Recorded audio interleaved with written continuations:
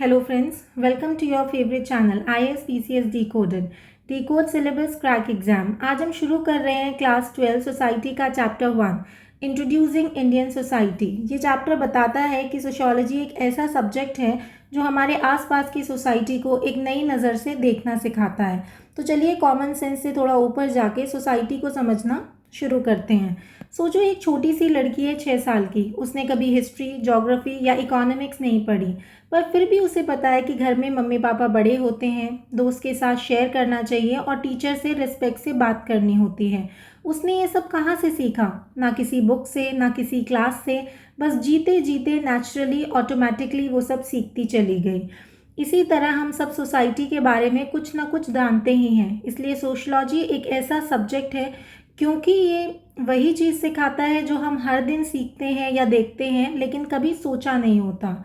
और आज जब हम 18 के हो चुके हैं तो सोसाइटी को समझने के लिए हम ऑलरेडी तैयार हैं क्योंकि हम उसका हमेशा से हिस्सा रहे हैं। मानो एक स्टूडेंट है अनन्या, उसने सोशियोलॉजी का पहला चैप्टर पढ़ा और उसे लगा वाह ये तो ईजी है, मैं ऑलरेडी सोसाइटी के बारे में सब जानती हूँ। और यही एक एडवांटेज भी है और डिसएडवांटेज भी। एडवांटेज ये है कि स्टूडेंट्स यूजुअली सोशियोलॉजी से डरते नहीं हैं क्योंकि उन्हें लगता है कि ये टफ सब्जेक्ट नहीं होगा।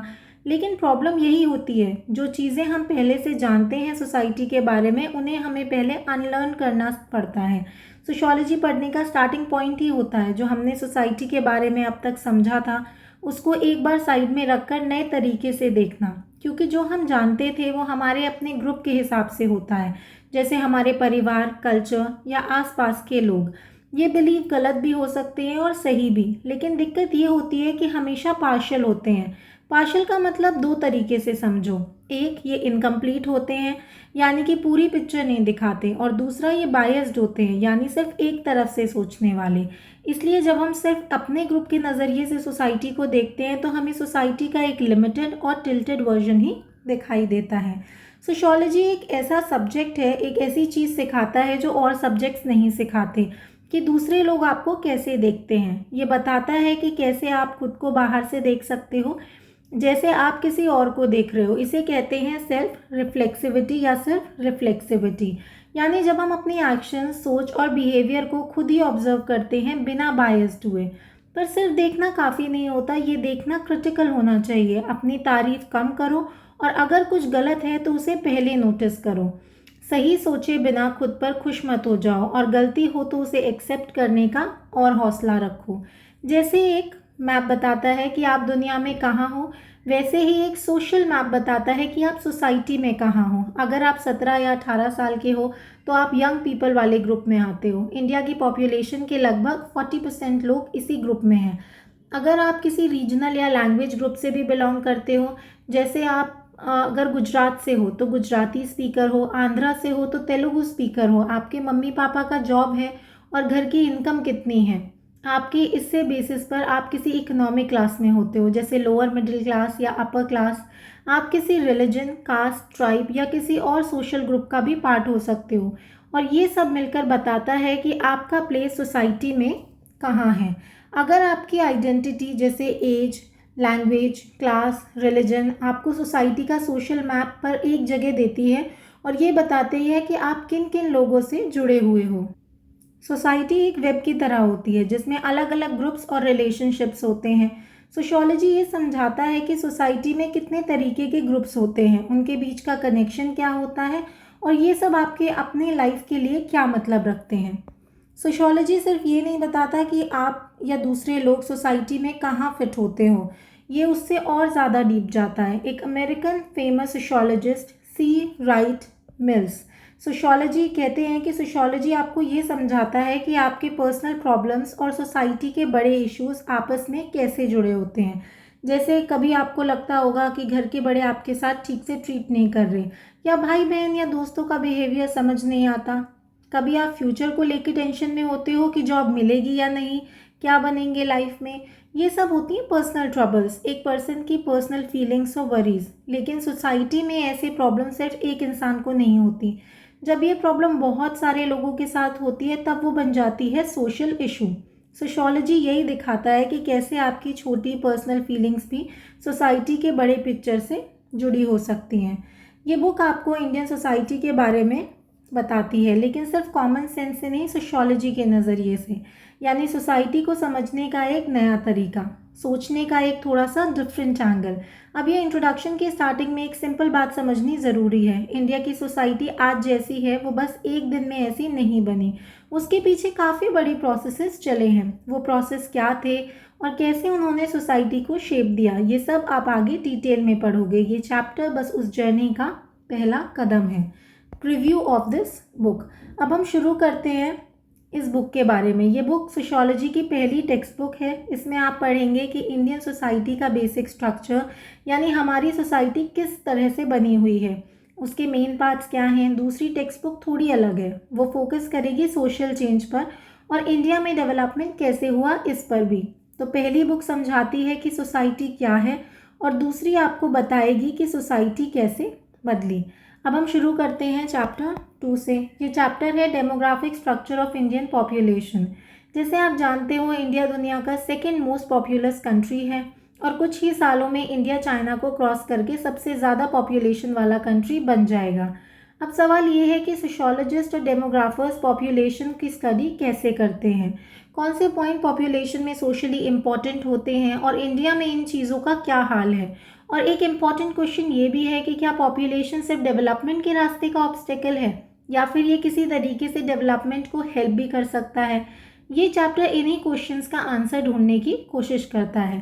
चैप्टर 3 में हम फिर से देखेंगे इंडियन सोसाइटी के बेसिक पार्ट्स, जैसे कि कास्ट, ट्राइब और फैमिली। ये 3 चीज़ें सोसाइटी का बेस बनाती हैं। कास्ट सिस्टम इंडिया के लिए एक स्पेशल फीचर रहा है, इसीलिए बहुत सारे स्कॉलर्स ने कास्ट को डिटेल में स्टडी किया है। अब सवाल ये है कि कास्ट सिस्टम बदला कैसे है इतने सालों में और आज के ज़माने में कास्ट का मतलब क्या रह गया है। इस चैप्टर में ये सब हम स्टेप बाय स्टेप समझेंगे। अब एक इम्पॉर्टेंट सवाल ये है कि इंडिया में ट्राइब जैसा कॉन्सेप्ट पहली बार किस कॉन्टेक्स्ट में आया और जब किसी कम्युनिटी को ट्राइब कहते हैं तो उसका मतलब क्या होता है, ट्राइबल कम्युनिटीज़ कौन होती हैं और उनको ऐसे डिफ़ाइन करने से क्या इम्पॉर्टेंट बातें जुड़ी हुई हैं।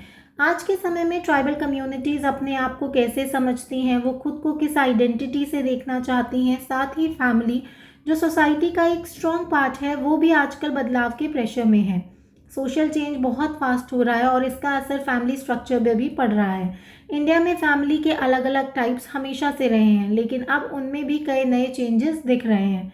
ये चैप्टर ऐसे ही इम्पॉर्टेंट क्वेश्चंस को एड्रेस करता है और इसी बेस पर आप आगे इंडियन सोसाइटी के और एस्पेक्ट समझ पाएंगे जो कास्ट, ट्राइब और फैमिली जैसे टॉपिक्स को अज्यूम करते हैं।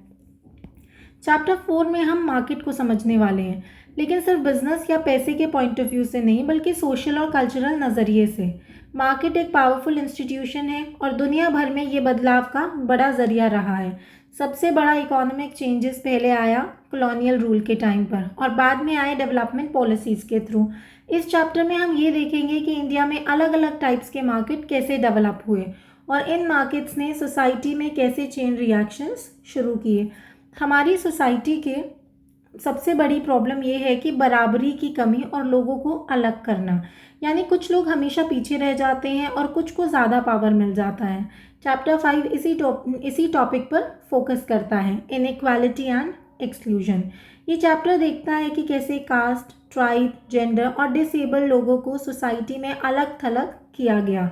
कास्ट सिस्टम को हम जानते हैं कि ऐसे सिस्टम के रूप में जो डिवाइड और अनफेयरनेस क्रिएट करता है। इस सिस्टम को हटाने के लिए बहुत कोशिश हुई है, सरकार ने भी और ऑप्रेस क्लासेस ने भी, पर ये एफर्ट्स कितने सक्सेसफुल हुए, क्या प्रॉब्लम सामने आई। इसी तरह चैप्टर ये बताता है कि ट्राइबल कम्युनिटीज़ को क्या स्ट्रगल फेस करने पड़े, आज के टाइम में उनका आइडेंटिटी कैसे दोबारा उभर रही है। फिर बात होती है जेंडर इनइक्वालिटी की और उन लोगों की जो डिसेबल्ड हैं, क्या सोसाइटी उनकी नीड्स को समझने और सपोर्ट करने के लिए रेडी है। और जो विमेन मूवमेंट्स हुए, उन्होंने कितना बदलाव लाया उन रूल्स में जो औरतों को कभी दबा कर रखते थे। ये चैप्टर यही सब सवालों के जवाब ढूंढता है और हमें समझाता है कि सोसाइटी का असली फेस क्या है और उसमें सुधार की कितनी ज़रूरत है। चैप्टर 6 एक इम्पॉर्टेंट टॉपिक को कवर करता है, इंडिया की डाइवर्सिटी। हमारी सोसाइटी बहुत ही ज़्यादा डाइवर्स है, लैंग्वेजेस, रीजन्स, रिलीजन, कल्चर सब अलग अलग हैं। यही डाइवर्सिटी कभी कभी चैलेंज भी बन जाती है।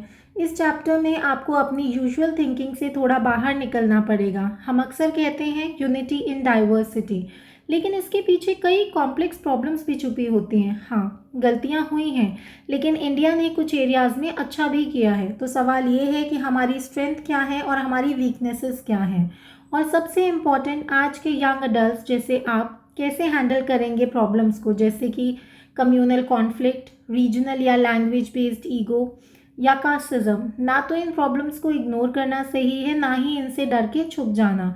हमें समझना होगा, अगर हर माइनॉरिटी ग्रुप को अपने देश में अनसेफ फील होने लगे तो हम सबका फ्यूचर भी रिस्क में पड़ जाता है। तो इस चैप्टर का मकसद है इन टफ क्वेश्चंस को फेस करना और उनका सल्यूशन सोचना। फाइनली चैप्टर 7 एक थोड़ा अलग टॉपिक कवर करता है। इस चैप्टर में कुछ सजेशंस दिए गए हैं आपके लिए और आपके टीचर्स के लिए भी। ये सजेशंस कोर्स का प्रैक्टिकल पार्ट को लेकर है, यानी सिर्फ पढ़ना नहीं है, कुछ एक्टिविटीज़ भी सोचनी है और रियल लाइफ से इसको कनेक्ट भी करना है। और सबसे अच्छी बात, ये पार्ट काफ़ी इंटरेस्टिंग और फन भी हो सकता है। आप खुद ही डिस्कवर करेंगे कि लर्निंग सिर्फ बुक से नहीं, एक्सपीरियंस से भी होती है। तो दोस्तों, चैप्टर 1 ख़त्म होता है यहाँ पर, और अब आप समझ गए होंगे कि सोशियोलॉजी सिर्फ एक सब्जेक्ट नहीं, सोसाइटी को डीपली समझने का एक तरीका है। ऐसे ही इजी और यूज़फुल एक्सप्लेनेशंस के लिए सब्सक्राइब करें ISPCS Decoded को, क्योंकि यहाँ होता है डिकोड सिलेबस क्रैक एग्जाम। मिलते हैं नेक्स्ट चैप्टर में। Till then study hard.